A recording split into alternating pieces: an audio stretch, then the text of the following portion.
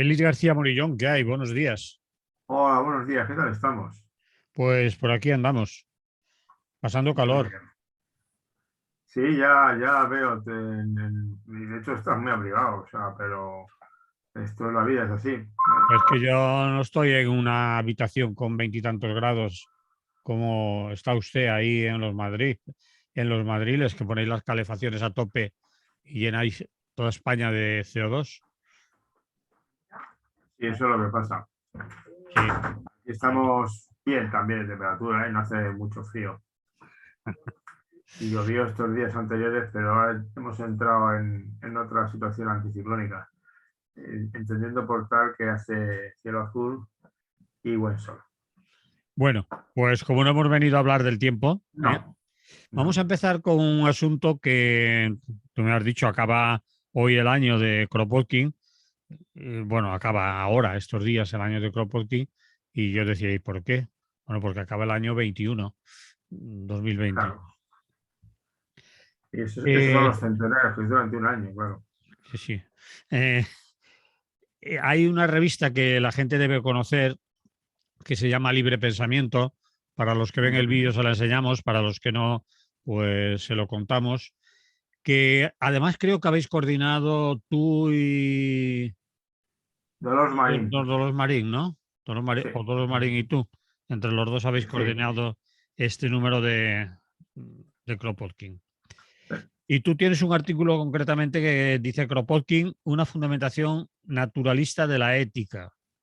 Ujú. Así es. Y bueno, te confieso que no lo he leído entero porque la revista la tengo hace muy poco. Bueno, eso Y indica que tu educación estará parcialmente descuidada, pero lo puedes superar muy bien porque sabes mucho, sí, ¿no? ya, ya. Y Claro. además estoy viendo que es largo, no sé ni si lo leeré, ¿eh? También eso es otro tema importante que debes Importante. considerar. Es fundamental el que para leerlo me tenga que leer más de tres o cuatro hojas. Vaya, esto es Sí, casi un libro. estamos en la sociedad en que leer así. Pues fíjate que estamos, sin embargo, es una época en que hay constantemente novelas de 400 y 500 páginas, ¿no? Bueno, eso es una barbaridad. Pero las hay, ¿eh? Las hay. Sí, Y sí. bueno, algunas se te hacen llevaderas, y otras se te hacen, bueno, interminables de alguna manera. Pero sí hay algunas que son realmente largas.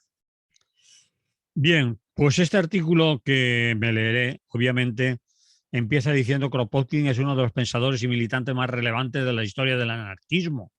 Junto a su constante activismo, desarrolló una sólida labor intelectual en diversos campos. Uno de los más importantes fue la elaboración de una ética anarquista, dejando claro que esa dimensión ética era uno de los rasgos que diferenciaba al anarquismo. La Ujú. ética, el libro concretamente, la obra, la ética anarquista, no lo terminó nunca, ¿no? No lo llegó a terminar porque tenía otras cosas más importantes, según él, que hacer o se ocupaba en otras cosas que a lo mejor él consideraba más importantes. Sin embargo, sí que hay una publicación que ya te enseñé en una ocasión de Carlos Díaz que titula La moral anarquista. No sé Sí, si tiene... él trabajó ese tema en su día bastante, ¿eh? Sí. Aportaciones sugerentes, ¿no? Mm. El Bien. tema del anarquismo quizá a diferencia de otros movimientos, digamos, del socialismo en general. Ah, ¿Te acuerdas que en sus inicios se diferenciaba entre, bueno, había diferentes adjetivos acompañando al socialismo, ¿no? Algunos de los adjetivos calificativos eran más bien descalificativos, sí. pero en general eran adjetivos que acompañaban. Uno clásico, ese lo manejaban sobre todo los anarquistas, el socialismo autoritario, que eran Marx y sus colegas o lacayos, como quieras llamarlos, según el nivel de desprecio que quieras incluir en tus palabras. Y luego estarán los socialistas, el socialismo libertario, no autoritario, que eran ellos, ¿no? Los anarquistas. Luego estaban los utópicos, había más follón, ¿no? Pero vamos, es así, las dos grandes ramas que se separan en la primera internacional son la que coordina, dirige Marx y la que coordina y dirige, Bakunin, más bien Bakunin, ¿no? sí. Es el líder, ¿no? Entonces, dentro de esa rama, los que consolidan un anarquismo, una teoría y una práctica del anarquismo son unas cuantas personas, y dos fundamentales, claro, serían Bakunin y Kropotkin, ¿no? Por descontado previamente Proudhon, pero Proudhon no está metido directamente en lo que serían ya las internacionales, es un poco anterior, pero Bakunin y Kropotkin, y luego hay una playa de la primera etapa, con Malatesta, por ejemplo, ¿no? De gente muy importante, muy importante. Y en el caso de España, con Anselmo Alonso, pongamos por caso, ¿no? Talita del Mármol, etc. Son la gran jornada que hace, genera el gran anarquismo y lo que entendemos hoy día por anarquismo sustancialmente, que bueno, dura posiblemente hasta la Primera Guerra Mundial, Segunda Guerra Mundial. Y yo siempre he dicho que el anarquismo clásico termina en las calles de Barcelona en mayo del 37. Como decía un lema pagustaño, siempre invencibles hasta la derrota final, ¿no? Entonces, pues ya la derrota final. Es cuando ya el aplastamiento de toda la izquierda tradicional es un hecho, y entonces ese aplastamiento incluye el último reducto que le daba claro, que era el anarquismo español. El PON ya se lo habían cepillado, bueno, se lo cepillaron más todavía al PON en esas fechas que al anarquismo, ¿no? Y bueno, Kropotkin sería de los autores más importantes, y a mí siempre ha sido uno de los que más me ha llamado la atención. He leído bastante sobre él, de él sobre todo, y algunos de los temas suyos básicos sí que han influido en mi manera de entender la cuestión. Entonces, el número dedicado a Kropotkin creo que nos quedó un número pues chulo, ¿no? Había un poco de todo. Y bueno, pues está bien. Entonces yo tenía un artículo que era sobre la moral en el anarquismo, una fundamentación naturalista de la ética. Sí. Y Dolores Martín tenía uno muy curioso, muy sugerente, que es cuando Kropotkin Dolores estuvo en Marín, Inglaterra.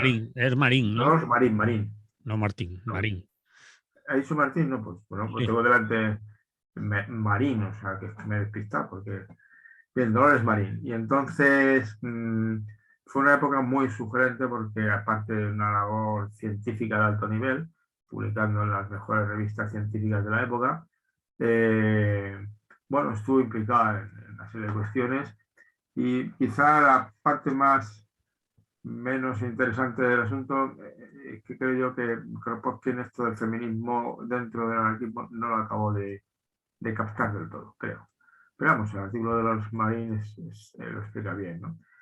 Bien, esto es la cuestión. Entonces, a mí, ¿por qué me ha interesado siempre Kropotkin? Ha habido un tema básico, es que yo me acerqué al anarquismo porque entendí que era la propuesta de cambio social más rica en tanto en cuanto era una propuesta que ponía el énfasis en una opción moral.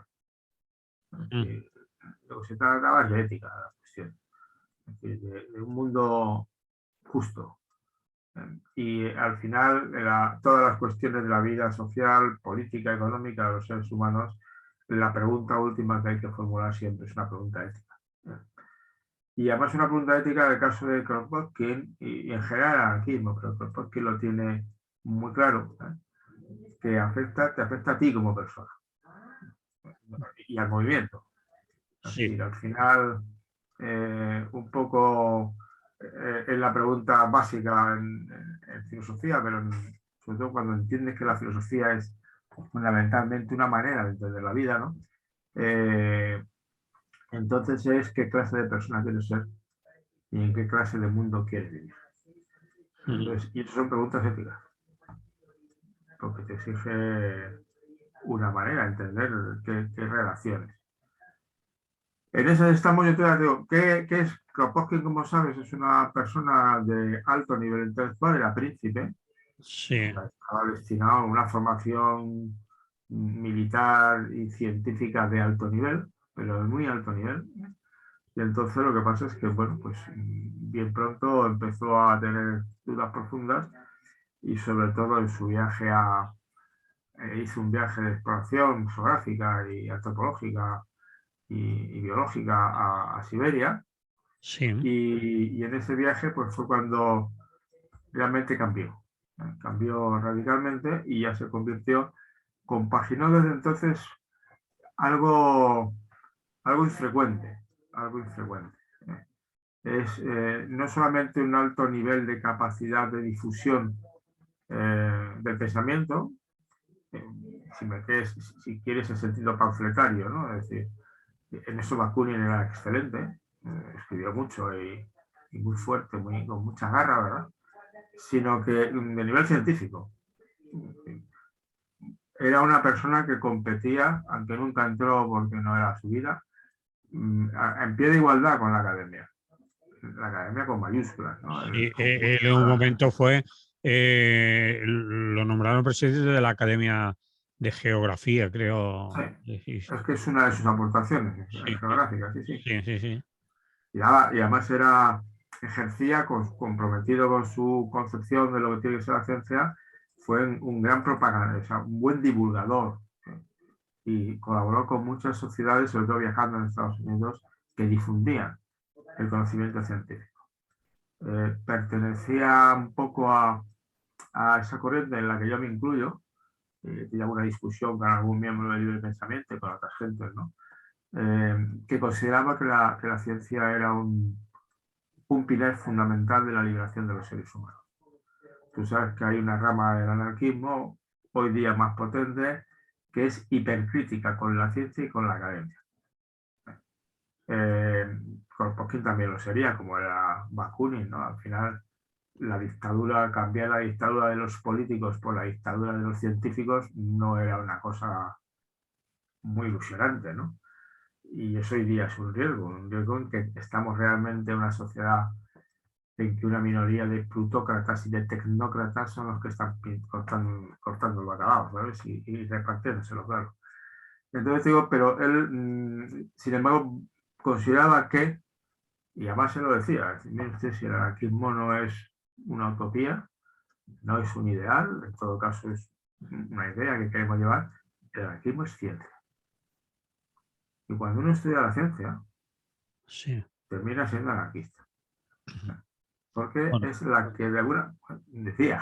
es decir, porque si no. No, no solo lo decía, sino que lo argumentaba. Hay Mm, un panfleto que es la ciencia moderna y el anarquismo, ¿no? sí, O sea, él recoge los ideales más elevados de la ilustración.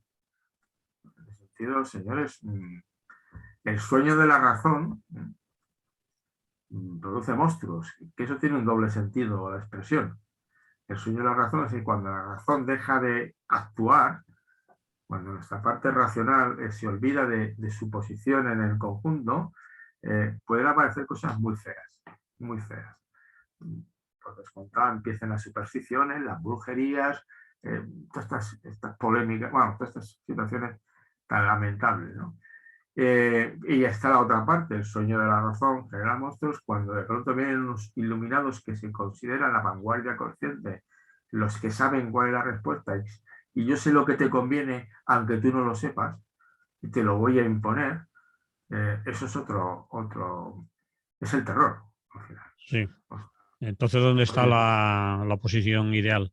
¿O la buena? ¿O La la posición correcta? ideal está evidentemente en poner como prioritario la pregunta ética, Mm, y el segundo es imponer la reflexión, la argumentación y los datos.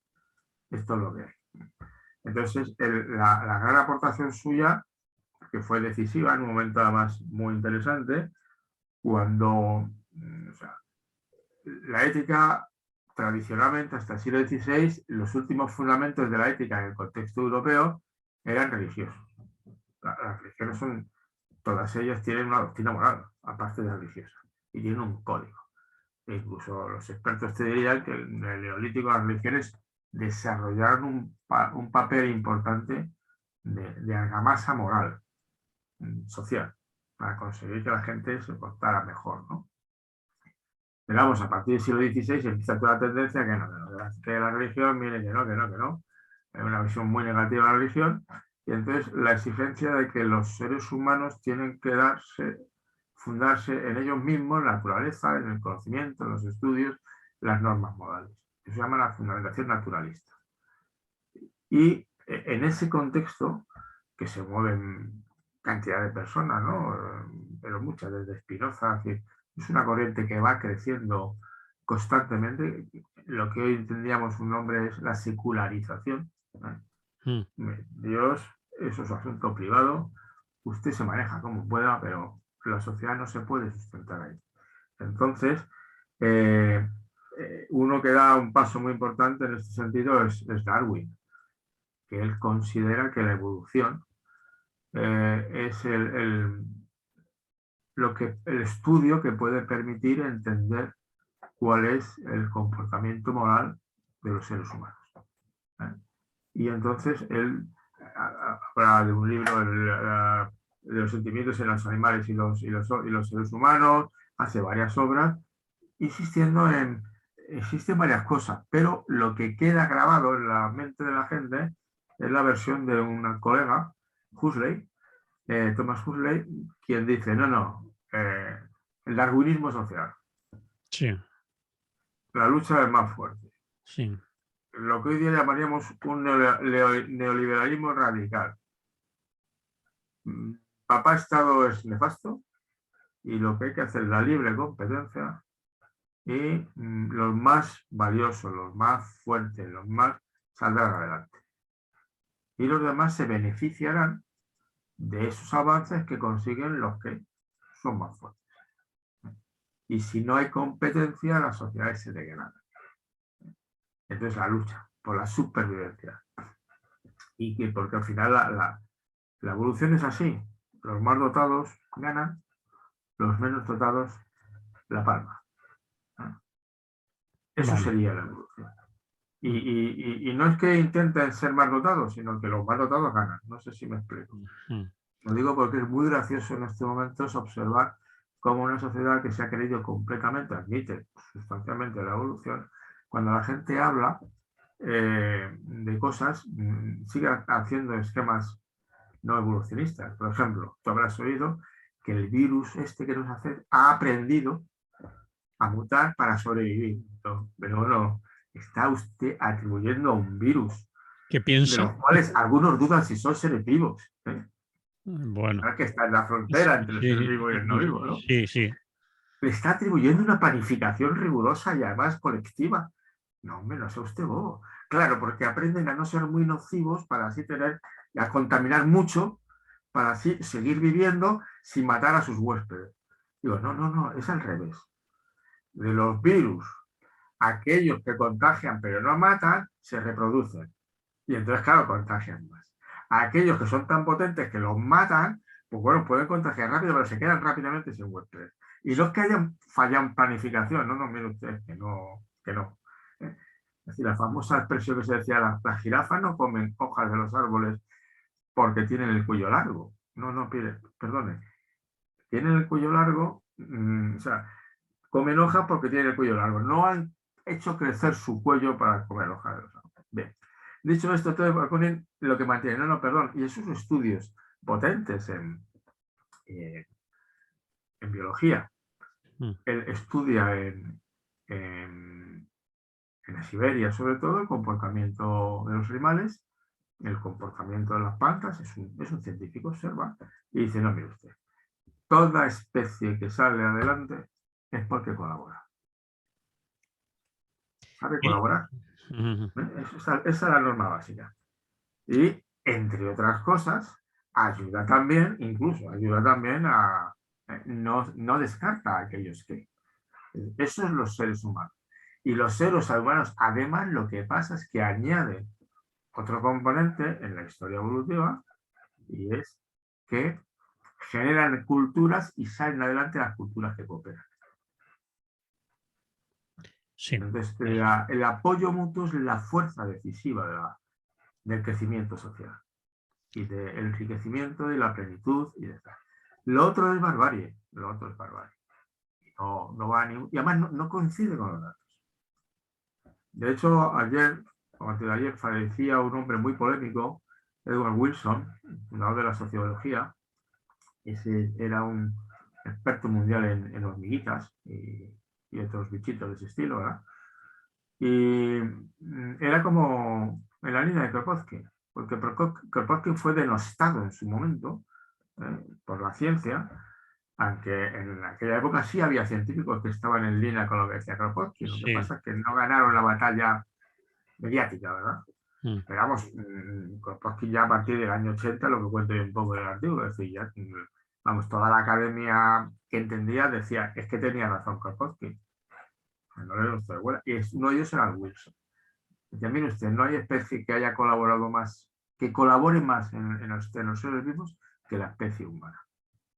O sea, es espectacular su capacidad de colaboración. Pero por encima, vamos, las hormigas, alguna hormiga, decía Wilson, alguna especie de hormiga, bueno, tiene su inteligencia colectiva, pero en principio la especie más colaboradora es esa. Y bueno, es lo que defendió. Tiene una historia académica de haber sido este Wilson denostado por... A veces el pensamiento políticamente correcto es brutal cuando ejerce la censura, ¿sabes?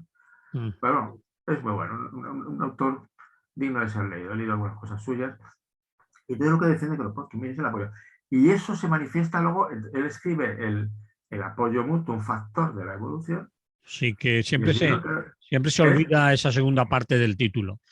un factor de la evolución. Un factor de la evolución, sí. Que además, claro, lo que te sorprende es que primero habla de los animales y luego empieza a hablar de las sociedades. Y te hace las exaltaciones de cómo las sociedades cuando cooperan mejoran y cuando dejan de cooperar se meten en berenjenales sin número. La gente espera de alguna manera que compitiendo van a salvarse, pero al final compitiendo las probabilidades terminan siendo menores. Y además es lo que ha hecho la humanidad. La humanidad al final lo que ha hecho es ser consciente de que debe generar normas para cooperar. Y cooperar de tal manera que los objetivos que se van consiguiendo benefician, si no todos, a la totalidad, a la mayor parte, como quieran llamarlo, ¿no? Eso es la cuestión, ¿no? Y entonces, lo de la libre competencia, pues mire, vamos a dejarlo un poquitín, ¿verdad? Porque si no nos liamos todos. Y lo que él mantiene, claro, es que en eso se fundamenta la moral. Entonces, cuando la pregunta es, tiene un pequeño artículo, es ¿por qué hay que ser bueno?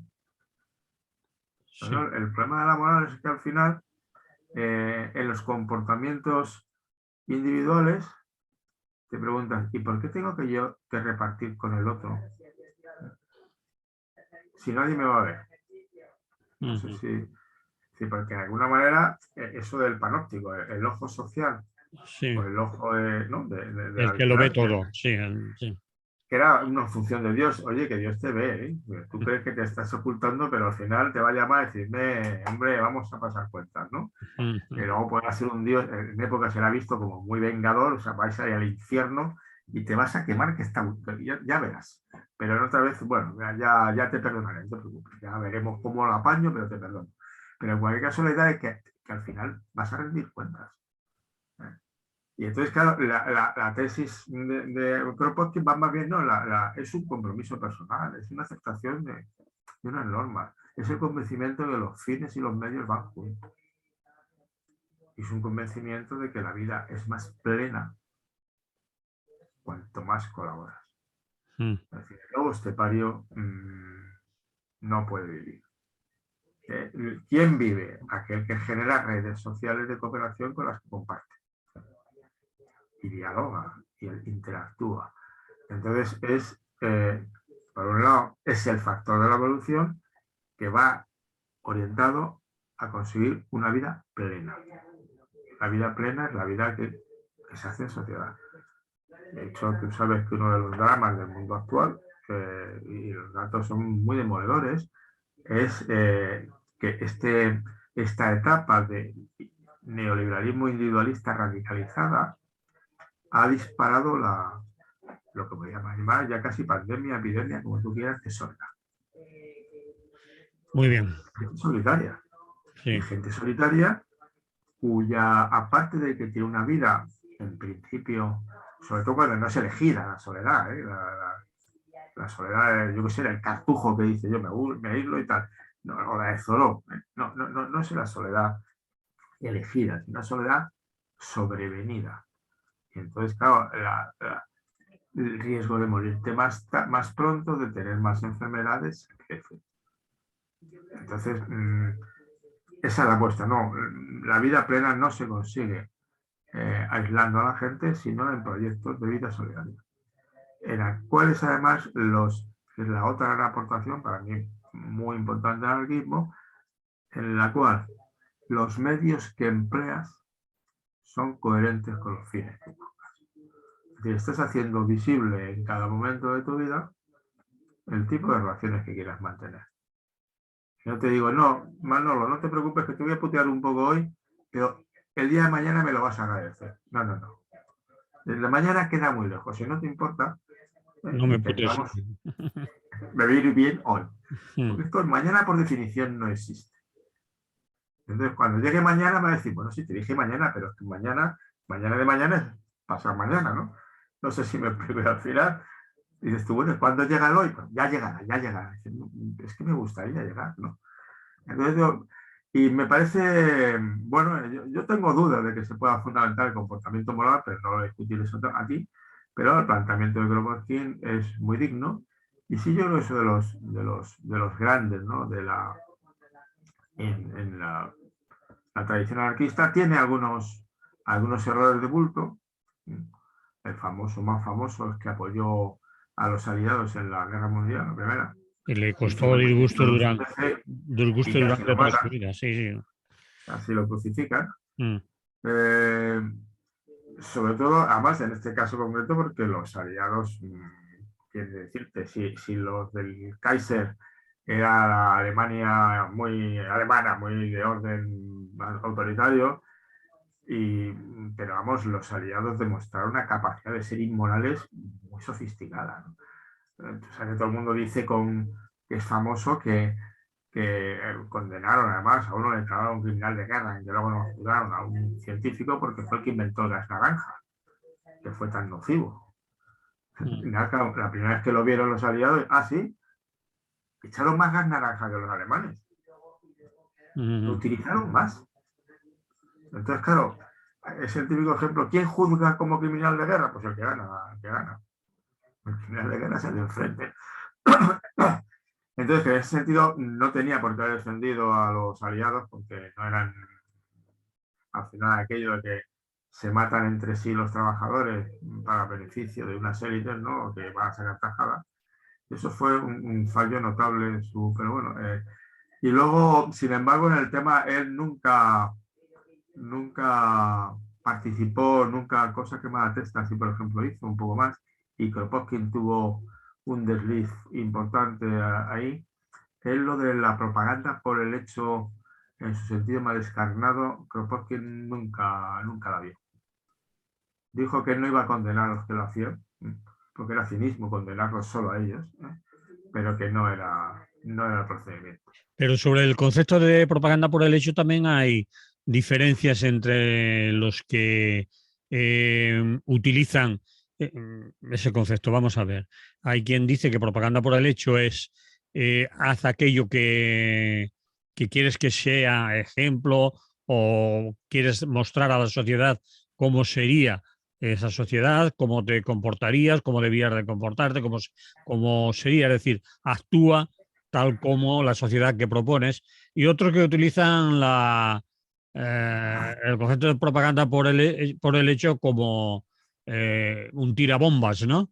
Un Claro, señor que se pero es que dedica. lo que pasa es que hubo una racha en que además, como suele ocurrir con los grupos terroristas, tú sabes, tenemos experiencia muy cercana en España.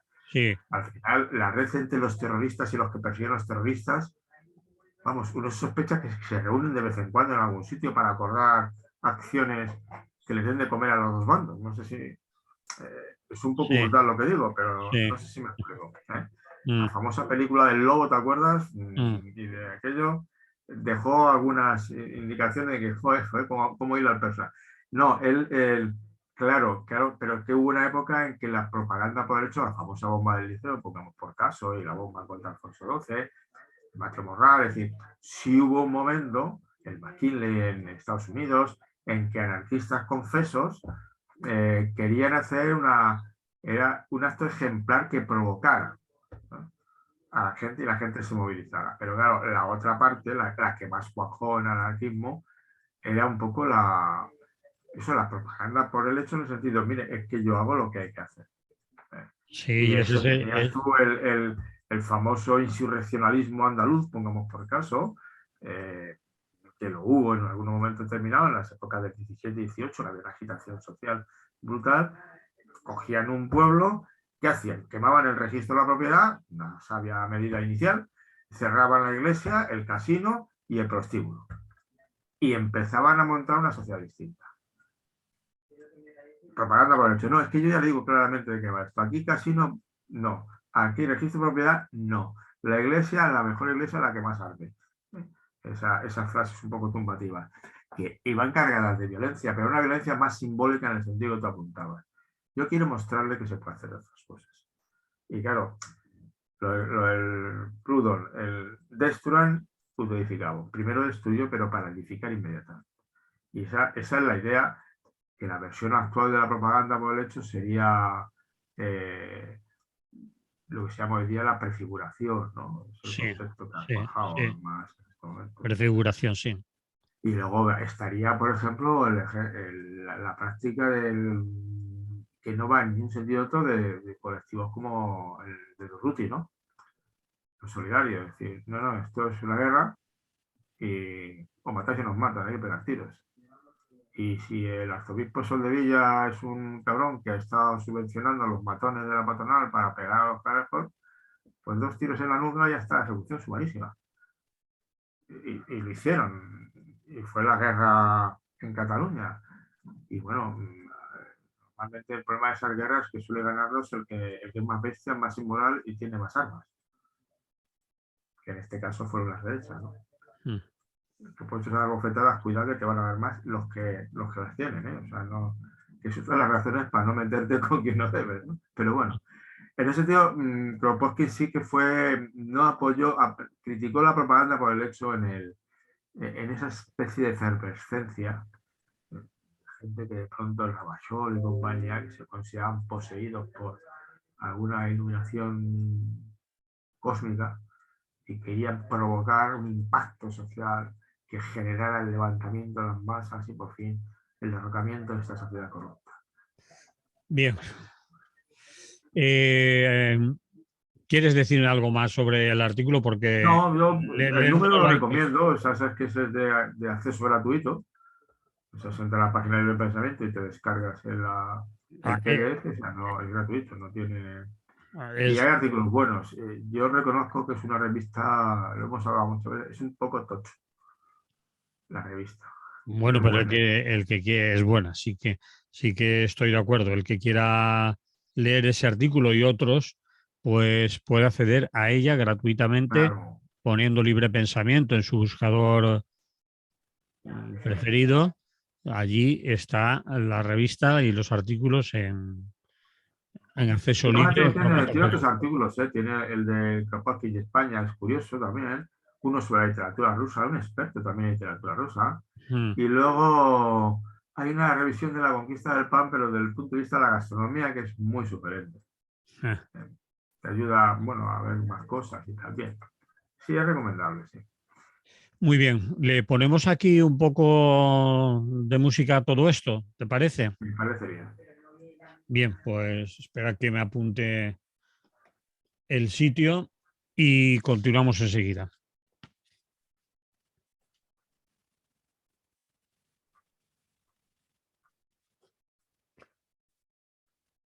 Continuamos con Félix García Morillón. Félix, también me proponías hablar de otras cosas que están más de actualidad. Quizás de la reforma laboral que en el día de ayer aprobó el Consejo de Ministros, aún tiene que ir al Congreso y en el Congreso hay algunas fuerzas políticas de las que apoyan al gobierno, de las que le permiten seguir en el poder y aprobando leyes y demás, que han dicho que alguna modificación tendrá que haber, si no, no van a contar con su apoyo. Especialmente han sido los de los grupos vascos y también los de los grupos catalanes, porque algunas partes de la reforma laboral o de contrarreforma que le llaman algunos, o modificaciones de la reforma laboral del Partido Popular, según dicen otros, pues no les gustan, que se queda bastante corta. La señora ministra Yolanda Díaz ha dicho que es un hito histórico, bueno, que es el no va más, que ha sido, que bueno, que ya nos podemos pegar casi con una piedra en los dientes, que con cosas como esta no vamos a encontrar. Incluso ha hablado de cambios estructurales en las relaciones laborales en nuestro país. Ha sido criticada por su izquierda, también aparte de estos partidos, desde CGT, por ejemplo, CNT y otro sindicalismo, más a la izquierda, se dice que es insuficiente lo que se hace en esta reforma laboral. ¿Tú qué tienes que decir? ¿En qué parte te sitúas? Hombre, de entrada, yo no me la he leído entera y he leído algunos artículos al respecto en el proyecto, quiero decirte. Y bueno, pues hay cosas muy técnicas sobre la ultraactividad, sobre la continuidad de los convenios, y posiblemente sea difícil hacer una valoración. Que lo valoren positivamente comisiones y UGT no me hace especialmente, no me satisface. Está intentando buscar en la CGT, en la página de CGT, si había ya un comunicado. Yo no lo he encontrado. No sé exactamente Sí, si lo hay un han hecho o comunicado, no. pero dice el mismo comunicado lo que tú acabas de decir, que es quizás muy pronto hasta conocer el articulado definitivo Claro, o y sea, cómo acaba todo porque además para... hay que saber mucho de relaciones sindicales y laborales para opinar, ¿eh? O sea, quiero decirte que no, y yo no soy un experto, estoy formado y he oído y me he relacionado, ¿no? Eh, hay alguna cuestión complicada que sí me llama la atención, es decir, esto no es una ley, es un decreto. Y los decretos siempre son legislación de bajo nivel democrático. Digo, utilizando los baremos de la democracia liberal parlamentaria. Sí, No hubo otros baremos que podían dar una opinión diferente. En la vida parlamentaria se supone, en principio, y esto es muy importante, que nuestros diputados, en concreto, en las Cortes, ¿verdad? Y en el Senado, diputados y senadores, nos representan, a ti y a mí, globalmente, como colectivo. Representan sobre todo a quien les han votado. Es más difícil saber quién te ha votado, entonces, pero bueno, más o menos la gente entiende, ¿no? Y entonces las leyes legislan, los reales decretos no son legislaciones debatidas ¿eh? No hay enmiendas, no hay discusión por puntos, no hay propuestas, ¿no? Va un poco más, es un debate mucho más corto, entonces lo cual plantea alguna duda. Y por ahí puede venir una parte de la oposición, es decir, que no es tontería, ¿eh? O sea, que negocian 4 ministros, respaldados por el Consejo de Ministros, ¿no? Con 2 representantes de la patronal y de 2 sindicatos mayoritarios, ignorando a otros sindicatos, ¿y eso sustituye un debate parlamentario? bueno, debate va a haber. Ya, pero no serio, no sé si me explico, no va a haber un debate serio.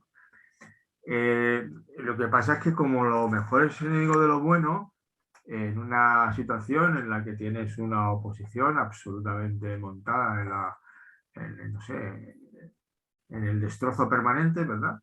Pues, pues en la confrontación permanente, y dicen, no vamos a votar en contra, pero oiga, si no lo ha leído, o sea, ¿cómo va a votar en contra? Y además ya ha llamado la atención a los empresarios, ha presionado para que, ¿cómo?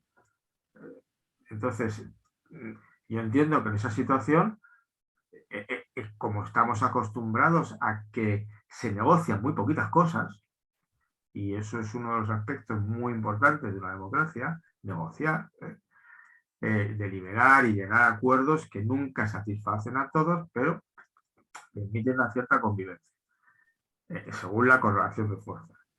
Entonces, eso es un primer punto que te despista, y dices, pues no, no lo veo claro. Y no lo veo claro además porque lo que se pedía es la derogación de una ley para hacer una nueva. Insisto, un decreto no es una ley. No tiene el rango, la categoría, no tiene... Es como si yo te digo, voy a escribir un libro y te mando un ensayo, un libro que son 200, 300 páginas, y te mando un ensayo de 50. Y dice, oye, tú me habías prometido un libro. No sé si me explico. Escríbelo, es que eso es muy pesado. Ya lo sé, pero tú lo has dicho, ¿no? Pero es una parte que a mí me escama. De los grupos parlamentarios, una de sus reivindicaciones vuelve a ser la música que a mí, bien sabes, me pone, me encoleriza, vamos. Quieren que los convenios de la comunidad estén por encima de los convenios estatales. Vamos a ver, ahí lo dicen sobre todo los vascos, Y no, porque no, y claro, RC, ¿eh? los dos lo están pidiendo, RC y el PNV, porque son nacionalistas, El partidos nacionalistas. PNV y EH Bildu lo han dicho. Y ha servido por un lado, pero también RC lo ha dicho. Bueno, Si yo me he enterado bien, ¿eh? vale, en Euskadi, comisiones y UGT no son mayoritarios. Ya.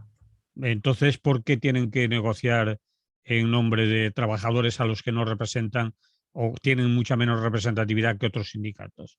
Entonces, Porque, claro, claro, porque por ley han dicho vosotros vais a representar a todos los trabajadores.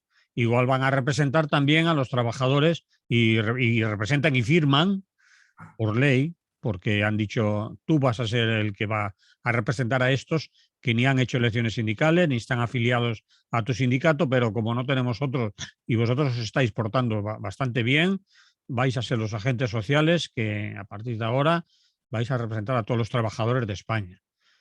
Por ejemplo, pero, en claro, el, pero eso efectivamente es la parte que te estaba diciendo yo antes que cuestiona la validez de lo que han hecho. por eso Porque te entonces decía, digo, "Oiga, ¿por qué representan a todos los sindicatos, a todos los españoles, dos sindicatos que más bien parecen organizaciones, ONG mediadoras de conflictos sociales? Que no les veo yo otra capacidad, porque además cuando se monta la de Dios como en Cádiz, me sospecho que no ha sido con el empuje de comisiones y de UGT. por supuesto que no. ¿Qué Y, te digo? Es decir, y el muchos País de, Vasco, que es el sindicalismo más combativo de España y casi de Europa, eso no ha sido Comisión y UGT ni CGT. CGT se habrá sumado a ese carro, pero no es. Entonces, ahí tienes toda la razón. Claro, es la parte de la falta de legitimidad del asunto. Pero al mismo tiempo, eso dicho en boca de algunos, me hace temblar las carnes, ¿de acuerdo? O sea, porque me lo bueno, dice ERC de izquierda de alguna manera. Me dicen los de ELA, los sindicatos nacionalistas vascos, si no es una contradicción in terminis, ¿eh? Claro, si no es una contradicción in terminis. Por esto de la Internacional de los Trabajadores, yo estoy en un sindicato nacionalista. Bien, la vida es complicada, no voy a discutir contigo. Pero quiero decirte, podrían tener. Claro, es la falta de legitimidad que pueda darse en este acuerdo de entrada. Lo que pasa es que cuando le dicen determinadas personas, el líder, porque lo ha dicho sobre todo el líder bueno, lo ha dicho también, que yo sepa, Otegi lo ha dicho. Tegui lo ha dicho, Tegui, lo ha dicho el presidente del País Vasco, y claro, ahí es cuando es muy curioso que en algunas cosas resulta que confluyen en una cosa como esta, la negación de las leyes laborales. Eh, los partidos de derecha pura y dura de los territorios nacionalistas con los países, los de izquierda pura y dura, a todo entre comillas, ¿no? Apuntamos los nombres de izquierda y derecha con su sentido posicional que viene, sin más problemas. Entonces, a mí me sigue dejando perplejo, pero es igual. Entonces, esa parte en cualquier caso, es obvio que es un punto flojo del acuerdo. Pero eso te hace sospechar del acuerdo. Parece sospechar. Mm. Porque obviamente Unidos Podemos sí que ha tenido, ahora ya está un poco de capa caída, pero tiene una cierta representación. Bueno, en País Vasco casi ha desaparecido, ¿no? Y Sí. en Galicia Cataluña se ha sí ido. tiene algo, Cataluña tiene algo. Eh, Quiero decirte que entonces que de alguna manera, pues podrías decir, ha negociado a tres bandas, pero claro, la cuestión es quién ha decidido que sean las tres bandas que tiene que negociar, porque se ha excluido a otras bandas, ¿no? Ya sabes tú, hay que dialogar, sí, ¿vale? Pero dialogar siempre hay que decir sobre qué y quién. Y si no lo haces bien es sobre qué y quién, hay que decir su diálogo se lo va a meter por donde lo quepa, porque yo paso. Y se van a encontrar con el problema de que puedan tumbarles el decreto. Pueden tumbárselo. Ya le han dicho que no tienen el voto asegurado. Sí, no, Los que se pero entonces manifiesten. volvemos a una situación complicada, porque por encima de cualquier cosa, si es un problema de legitimidad de los interlocutores, Mm. yo podría entenderlo, ¿eh? Pero por otra parte está el problema de si lo que se ha firmado merece la pena. Bueno, algunas cosas de las que se han Del, firmado. del huevo, no del fuero. No lo sé, yo no, es que no lo he leído, entonces no puedo opinar. Bueno, Algunas cosas parecen interesantes. la ultraactividad de los convenios está bien, porque si no la patronal o algunas empresas aprovechaban Eran y los cuando puntos decisivos. Y ese el coartar la super temporalidad de los trabajadores. vale también. Puesto requisitos un poco más duros, ¿no? Mm. Bueno, algunas cosas eran de las fundamentales, ¿eh? Bueno, pero Dos de quedan, las reclamaciones fundamentales quedan. de la parte izquierdosa, esas dos en concreto. Mm. Y parece ser que las recoge en la correlación de fuerzas. La patronal sigue siendo muy fuerte y claro, no vas a conseguir de pronto que haga una legislación laboral anticapitalista. Pues, te va a decir que, bueno, un momento, un momento. No. Si usted quiere los Reyes Magos me parece muy bien, pero ahí se acaba la historia. O sea que no es que esté siendo contemporizador, ni no lo sé porque no he leído. Yo sé que pactar implica ceder, pero sé que hay veces que no puedes ceder. O sea que Mm. hay líneas rojas. No, usted, haga usted la ley sola, pero no con mi firma. Usted sabrá que tiene el Parlamento gente suficiente que se la voten, ¿no? Pero no con mi firma. Yo no, esto no lo respaldo. Es un poco lo que le dicen los empresarios. Dice, que ahora no van a hacer caso a lo que ustedes mismos. Sí, ya han amenazado también los empresarios, es decir, que tienen amenazas Claro, por las dos partes. Quizás en el Parlamento se podrá eh, arreglar alguna cosa a cambio de otras, ya veremos en no qué lo sé, quedan, porque yo no pero veo. yo sobre todo veo, bueno, más cosas de las que se saben, pero eso es fundamental. Es decir, ¿por qué a partir de ahora, por ejemplo, en las empresas pequeñas, que no hay elecciones sindicales, que no hay comité de empresa, que son, tú sabes que la mayoría del empleo en nuestro país y de los trabajadores en nuestro país está en empresas pequeñas y, bueno, de medianas para abajo. El 80% del empleo está Sí, en claro. pequeñas empresas que muchas veces no tienen representantes sindicales, No, no, ni hay elecciones sindicales, ni mucho menos, y a lo mejor no los quieren. O sea, ¿por qué van a ser esos dos sindicatos ya, únicamente? pero eso es, a Los que esos, eso es eso es volver al ya, pero sindicalismo de Franco. pero eso es quien lo representa. Es decir, a esa masa enorme del 80%, 70% de trabajadores que ni tienen eh, comité sindical, ni hacen elecciones, ni nada. O sea, viven fuera de.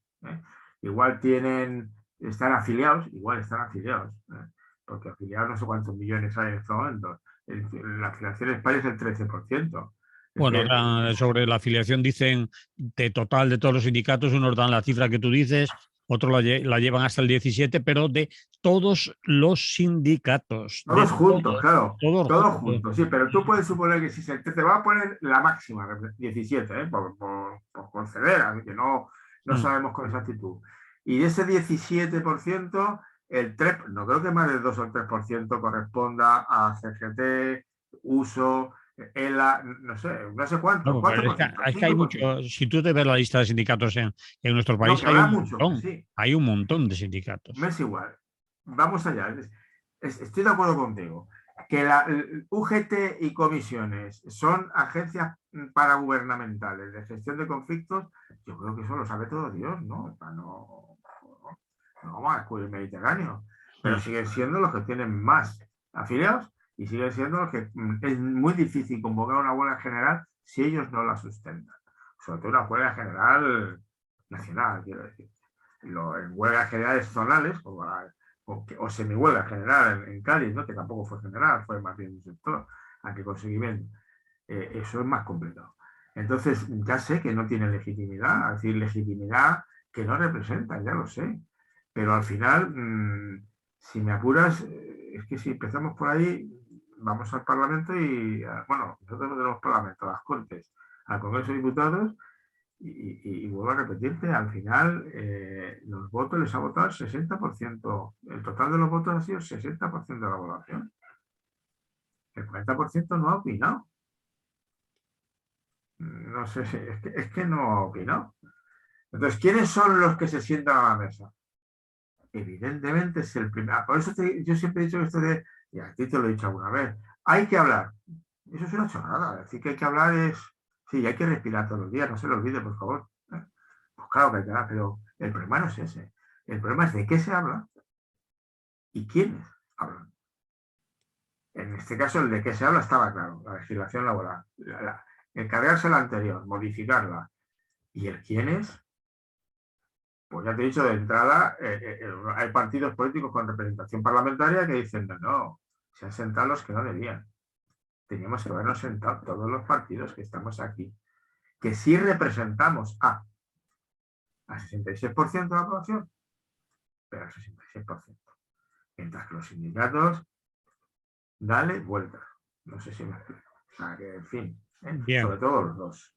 Bien. Esa es la primera parte. Entonces, y luego la otra parte, obviamente, ¿y qué se negocia? Bueno, pues encima, cuando se vea la letra pequeña, pues son posiciones del tipo, bueno, pero Casado, que como dice estas cosas todo el rato, tampoco ya tiene una credibilidad excesiva, pero vamos a ver lo que dicen cuando lo podamos ver con detalle. Hay alguna parte de la música que a ti, por ejemplo, y a mí me suena bien, ¿no? Porque recoge cosas que se pedían. Como la letra no la he visto, pues no lo sé. Y como luego además habrá que ver cómo hacen los reglamentos del detalle, ¿verdad? Me gustan las leyes que llevan los reglamentos, ¿verdad? Pues queda mucha batalla por delante. Y desgraciadamente comisiones obreras y UGT no son sindicatos capaces de luchar. Lo que ellos mismos firman. Y los demás no van a luchar por lo que no firman. No, entonces estamos, ya veremos. Ya veremos. La ley que había era tan mala, la verdad, que cualquier pequeño cambio la va a hacer mejor. Bien, pues lo vamos a dejar aquí porque además está en la tarde del miércoles en Radio Clara se hace un programa específico de CGT en la que seguro que analizan sobre eso y tendrán más conocimiento y más datos, aunque tampoco los tendrán todos aún, pero más conocimiento técnico. Bueno, el proyecto tiene que ser ya público, ¿eh? Una vez que se presenta a las Cortes es público.